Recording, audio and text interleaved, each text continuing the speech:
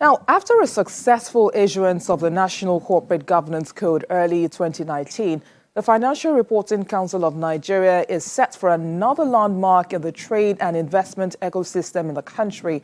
Currently at the finalization stage of another guideline, the Council has put out an audit regulation that looks to coordinate the activities of registered auditors and their professional duties, and that's in order to earn the trust of foreign and domestic investors. Now, the exposure draft of this audit regulation has been made public for scrutiny, and comments from operators and other concerned bodies will be open until September the 24th, 2020, to avoid controversies that may arise post-implementation. But joining us now to examine the provisions and benefits of the audit regulations is the Deputy Director and Head Directorate of Accounting Standards for Public Sector at the Financial Reporting Council of Nigeria, Dr. Ihai Anyahara. Good morning, and thank you for joining us on the program. Good morning. Thanks for having me. All right. So from the perspective of an international audit firm, tell us, what's the purpose of this audit regulation? Fine. The prospect of the regulation is to enhance audit quality in Nigeria, which will increase confidence of the public in corporate reporting. And of course, once public has confidence in corporate reporting, we expect that investment will grow and the capital market efficiency will, of course, be there. And generally, foreign direct investment is expected to flow to Nigeria. Now, with the audit regulations now, what are some of the critical aspects of auditing that are likely to change? And that's talking about remuneration structures, business sustainability, risk management, and perhaps board-level expertise. Yeah, other things that are expected to happen is that the auditors are expected to take their job more seriously, because any default, any problem with their job will attract a serious fines and penalty. And that also will increase robust reporting disclosures, both from the auditor perspective and from the company. So the regulation actually bringing a framework that will ensure corporate reporting to the extent comparable globally. Now, is there any existing guideline that this new audit regulation is coming in to replace? I'm sure many would like to know that. Well, I would say basically no, because this is the first regulation we're having, what I would call a unified regulation. What we have was self-regulation by different professional accounting organizations like ICANN and ANAN. You know, we have an audit market that is very large in Nigeria. They require a uniform regulation, and that is what the framework is putting in place, so that whether it is a member of ANAN or a member of ICANN, or even when National Assembly deems it fit to bring in a new professional accounting organization, all of them will be using the same framework in carrying out their audit exercise. Now, I know that the regulation is actually targeting audit firms mainly, but is there anything within this regulation that perhaps boards of public or private companies, as well as audit companies, need to know about the regulation that's to prevent the type of current situation we now have with the CAMA laws, for instance? Yeah, what additionally we have in it is prior to this period, audit committees were not totally regulated. And CAMA, the new CAMA has given us a very good leverage to have audit committees properly aligned with audit regulation. So we expect, because they provide assurance, we expect the kind of assurance they provide to be in line with audit regulation. But for the benefits of some who may not know, what are some of the contents of this regulation? Some of the contents of the regulation include registration, what it requires an auditor who carries out his professional job after being licensed by the professional accounting organization is required to register with Financial Reporting Council. And it is an offense to carry out or to present yourself for job without being registered with Financial Reporting Council. It also details about audit reporting, it details about monitoring, it details about review that will be carried out in the process of the auditors carrying out their job. So it's an elaborate regulation that is put together by 14-member panel that comprise the Big Four and all the regulatory agencies. The Big Four? The Big Four accounting firm. The right. KPMG, PwC, Deloitte, and Ernst & Young. We constituted a committee of stakeholders who have one thing or the other to do in audit profession to be involved in putting the regulation together. ICANN, ANAN, Office of the Auditor General for the Federation, the Attorney General, all of them were represented in bringing the regulation into place. And remember, we are talking about draft exposure. So, and we are expecting that people are to comment to enable us fine-tune the regulation. Yes, talking about people's comments now, of course, it's been made public to, attract comments. But do you see any controversies that may arise as a result of the new regulations?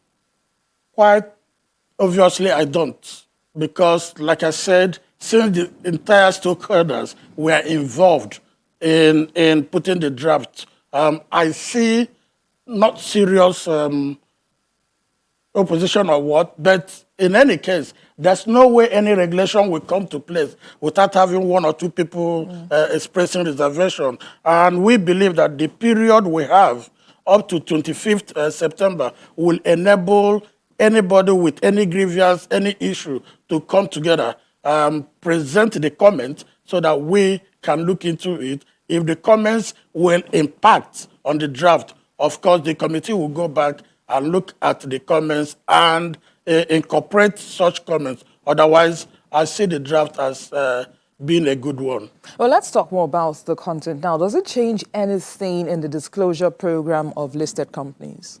Yeah, it's going to change a lot in the disclosure of listed companies. But remember, the regulation is not targeted at companies.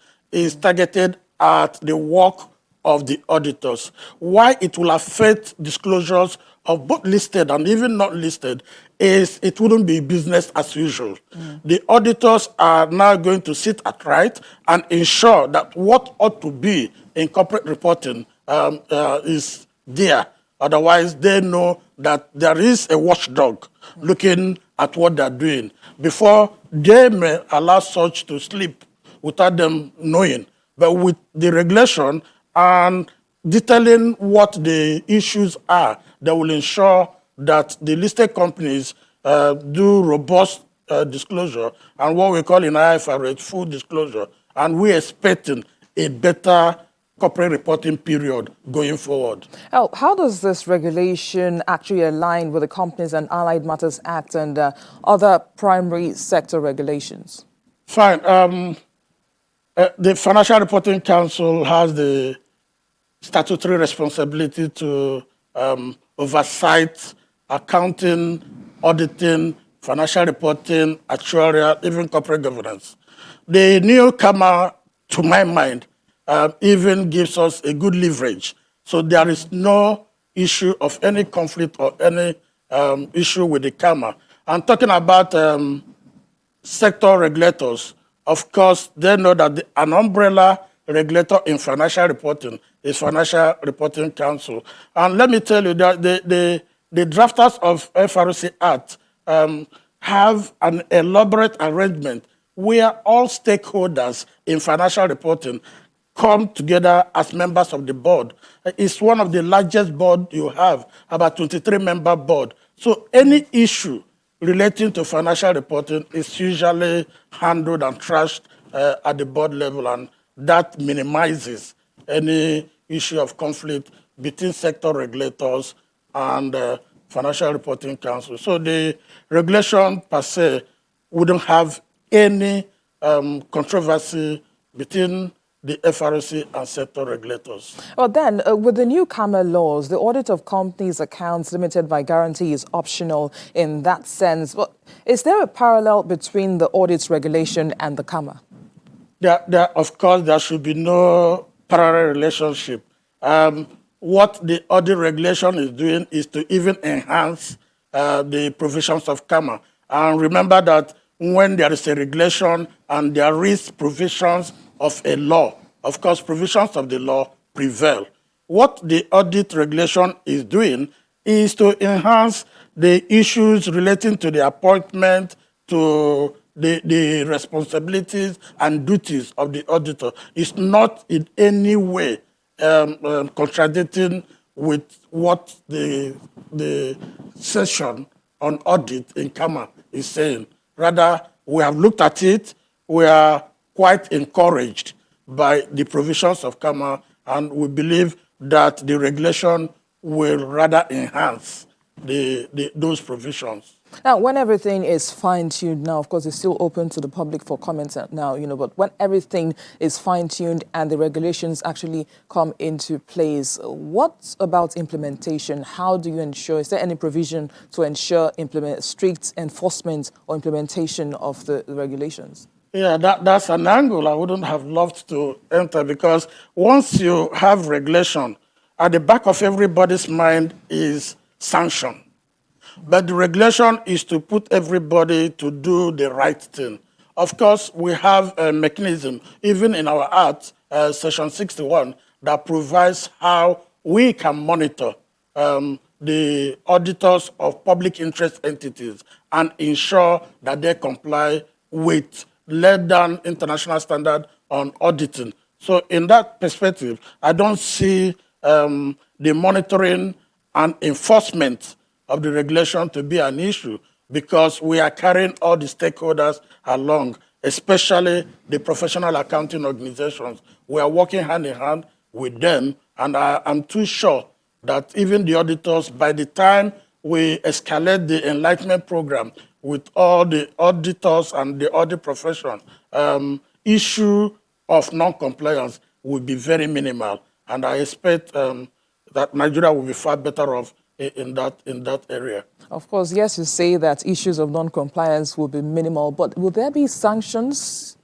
Of course, every regulation and every law has provisions of sanction. So what are some of the sanctions that... Well, sanction, if you don't comply, we have schedule of sanctions we made as rules that are stated. All right, so how will the audit regulation promote trade and investment, especially now that the AFCFTA is in the works for African countries? Fine, that's a very good one. Capital moves to where there is strong discipline.